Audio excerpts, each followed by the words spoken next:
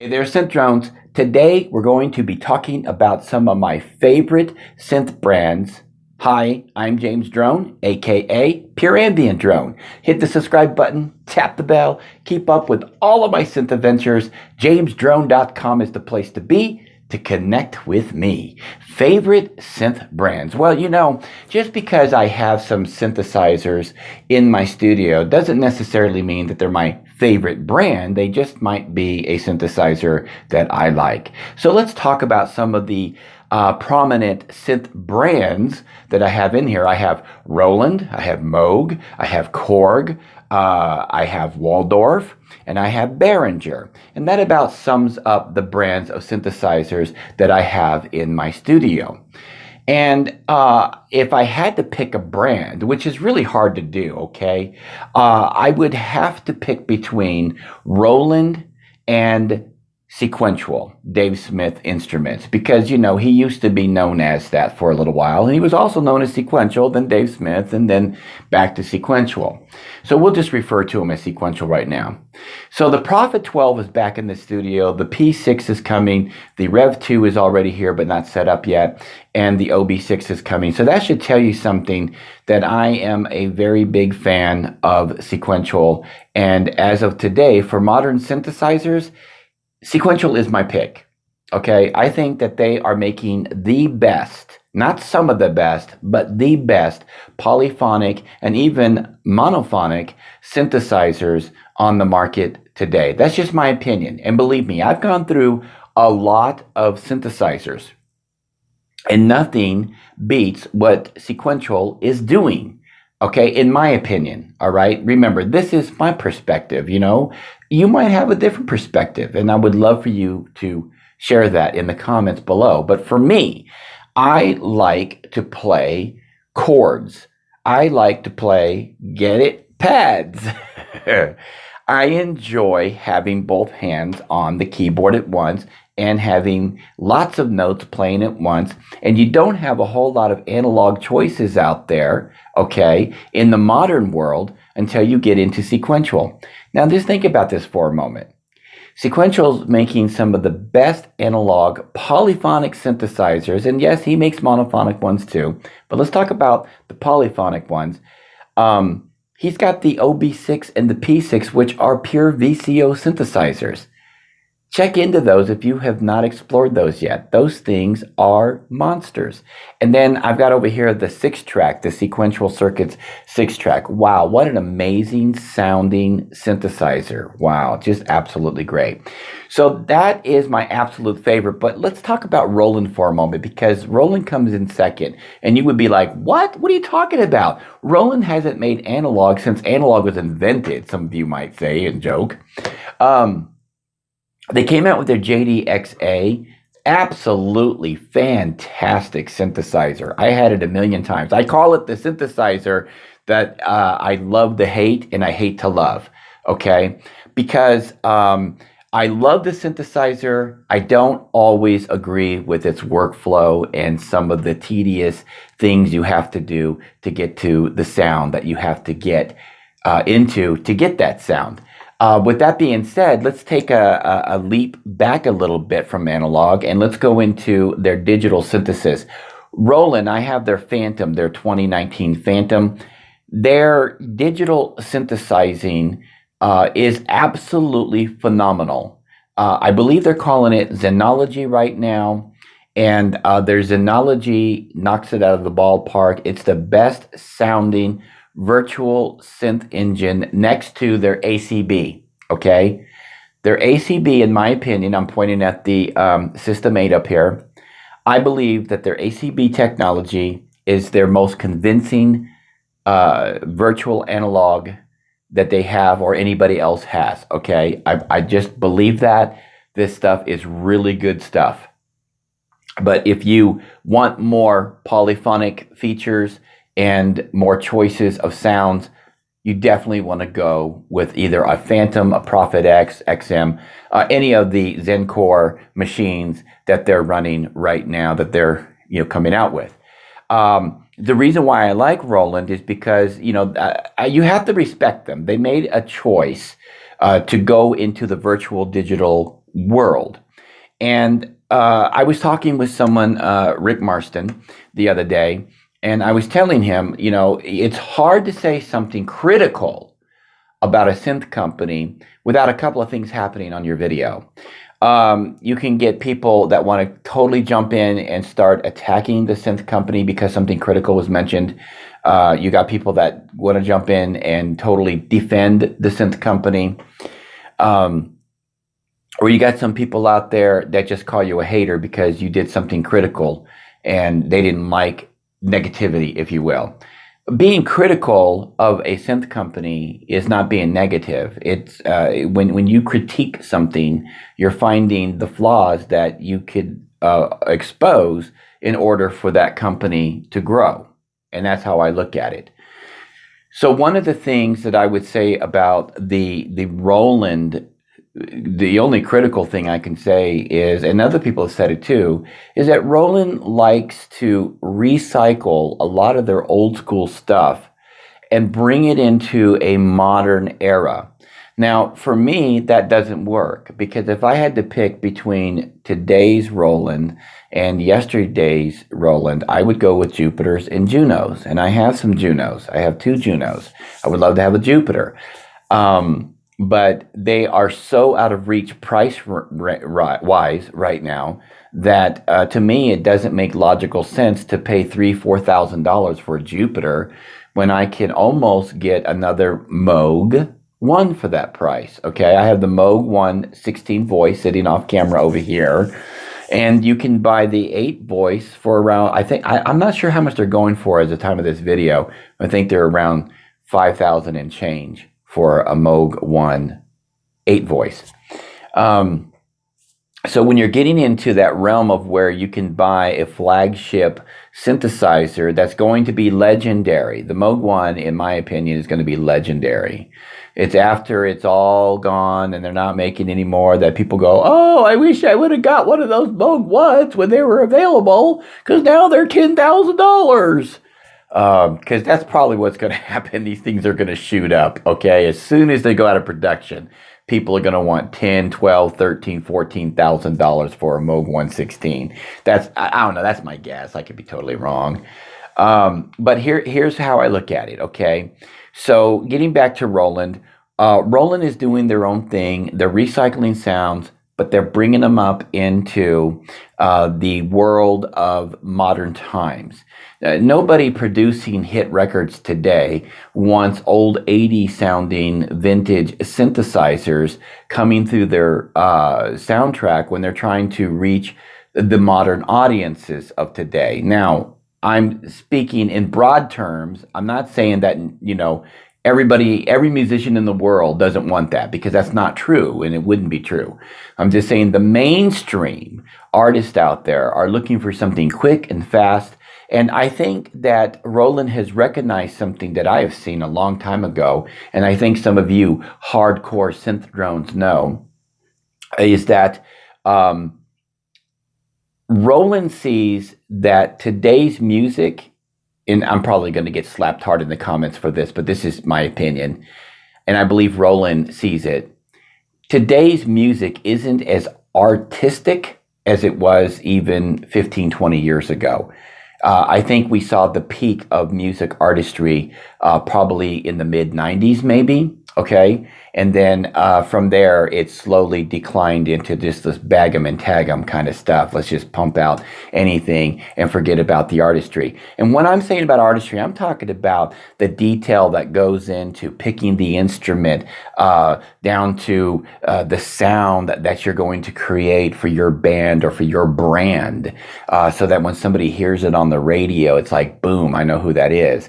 When a Cars song comes on and I'm walking through a store and they got it playing overhead through the speakers and it's a Cars, I know that sound immediately, not just because I know the song, but because I know the sound of the band. Same thing goes for Boston. When you hear that Boston guitar sound, it's like, that's got to be Boston, because they got that sound. There was artistry in those days.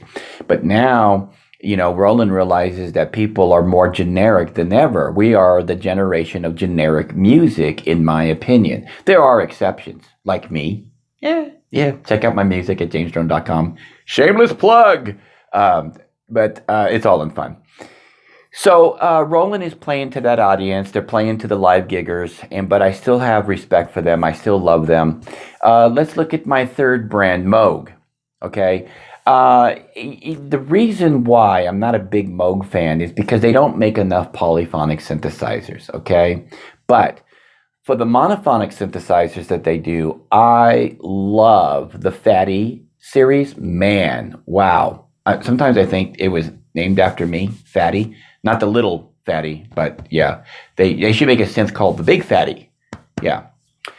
I love the Moog sound. The Moog sound is so unique. It's so beautiful. It's so creamy. The Fatty captures it. And the Mother 32. Neither of which I have because I have the Moog 1. And I don't think that the Moog 1 actually captures that sound. There's another Moog that I really have a lot of respect for, and that's the Matriarch. But topping that around $2,000, I have a personal conviction inside of me that I just don't want to pay $2,000 for a monophonic synth. I did have a Matriarch, and I felt like it was just not enough synthesizer to justify $2K. And this is coming from the guy that has a Moog 1 for thousands of dollars. So I guess my justification for that is, look, I've already got the Moog 1. How much more money do I want to pump into this company to almost get the same sounds? Which I know that a Matriarch and a Fatty and a Mother 32 was another great sounding synthesizer from them. They're all great sounding, don't get me wrong. Don't sound exactly like a Moog 1. So you could argue you need them all. And I would agree with you, because when it comes to synthesizers, we need them all because we want them all. See my video about, do we need a clone of the Roland Jupiter 8? So I like Moog. I love Moog, all right? They don't always play to what I'm looking for. I like Roland, but they've gotten away from analog. And I like Sequential because they're kind of a balance of all three. You've got the polyphonic capabilities inside of the sequentials, the modern day sequentials. You've got built-in effects, and you've got analog, you've got digital flavors. You've got a lot going on here in Sequential that you don't see in a lot of brands. But guess what? I haven't touched on Korg. Korg, I have their Prologue, which I really think a lot of people beat up on the Prologue. This is a fantastic sounding synthesizer. I mean, this thing is a VCO and it sounds absolutely brilliant. Now, it's a little on the bright side, but hey, come on, give Korg a break. I mean, they're bringing us analog synthesizers in a time when most people, I'm talking about polyphonic here, okay? I'm a big fan of polyphonic. In a time when a lot of people are taking shortcuts. And then I had the Waldorf, which the Quantum is the only thing that I care for with Waldorf. And I know that sounds harsh, but that's just my opinion. It's the only synthesizer that Waldorf makes that I really care about. I just don't see anything special in any of their other synthesizers, and I've had a lot of their classics, and I've had some of their newer stuff, but the Quantum is the one that gets my respect. And who knows, maybe one day it won't even be here in my studio. It doesn't get a whole lot of play. But these are all personal preferences. These are just my thoughts, just something to talk about. And I mentioned the Access Virus B. Access, I had the TI2 from them, and I really have lost a lot of respect from Access Virus. Or the Access Virus line, simply because I thought that with all of these years that have gone by, they could have done a much better job, but they focused really heavy on the TI2 with coming out with more effects and a thinner sound.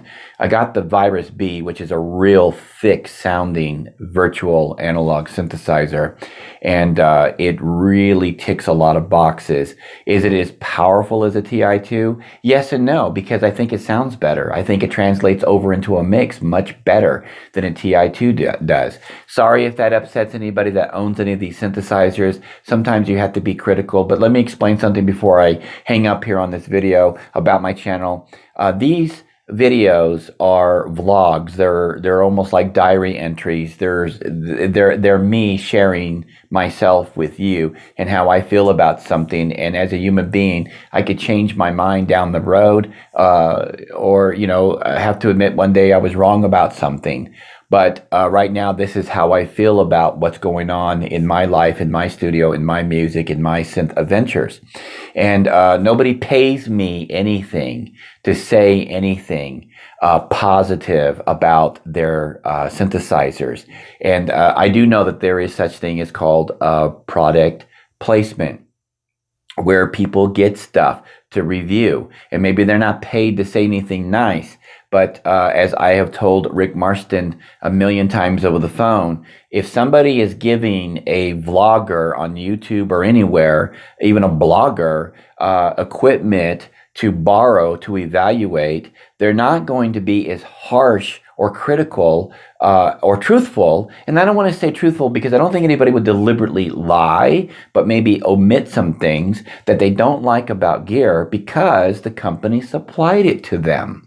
And because they supplied it to them, they want to be kind and gentle to that company, because there could be a fear that if they're not, their future products will be withheld from that review, and then they'll have to actually go out and pay for it and not be able to borrow it. Because there are some people that have told me that they get their gear borrowed from the synth companies or at a discounted price just because they say something really nice and kind about it. And that's not happening here on this channel, okay? I have talked with a lot of people in the industry, and I'm talking about big people as well. And they all know me quite well. And what you see is what you get on this channel. So this is my opinion, and I really appreciate all of you guys being civil here. It's a little bit of a long video, and I appreciate you guys staying around. I'm going to tell you guys something. I'm going to start doing something differently here with the channel, and that is the hearts, okay? You know the little hearts you see when you leave a comment? I've been ticking those off to let people know, hey, I hear you, and I acknowledge you, and I've read your comment. But a lot of times people compliment me, and I appreciate the positive feedback, don't get me wrong. And you get a heart for that. You get a heart for making a comment because I, thought it was a good comment. But I got to thinking the heart should be something very special.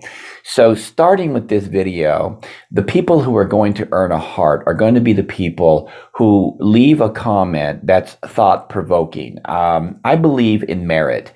I believe that people should earn their keep and they should work for what they get. That's just my upbringing. That's just my belief. And I know that not everybody can work, but anybody that watches this video can probably leave a thought-provoking comment.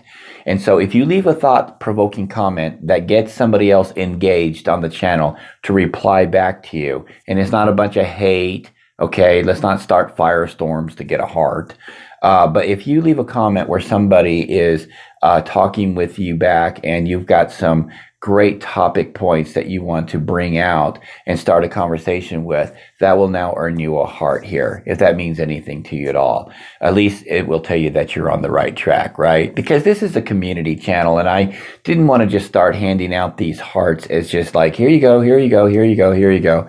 I didn't think it was, I don't think that that's very fair. And then, my ego gets stroked and then I give you a heart for that. That's not cool either. I do appreciate the positive feedback that I get here on this channel. I just don't think that I deserve giving you a heart for that, because really it's me giving myself a heart when I compliment somebody back with a heart for complimenting me. Does it make sense? Anyway, long-winded video here today. My internet is down, so all of this is going to be unedited. So this is a one-take video as usual. I usually do all of my videos with one take, but there will be no editing, no intros, nothing like that, no outros, nothing. So anyway, I'm Pure Ambient Drone, aka James Drone. Hit that subscribe button, tap that bell, and keep calm and synth on.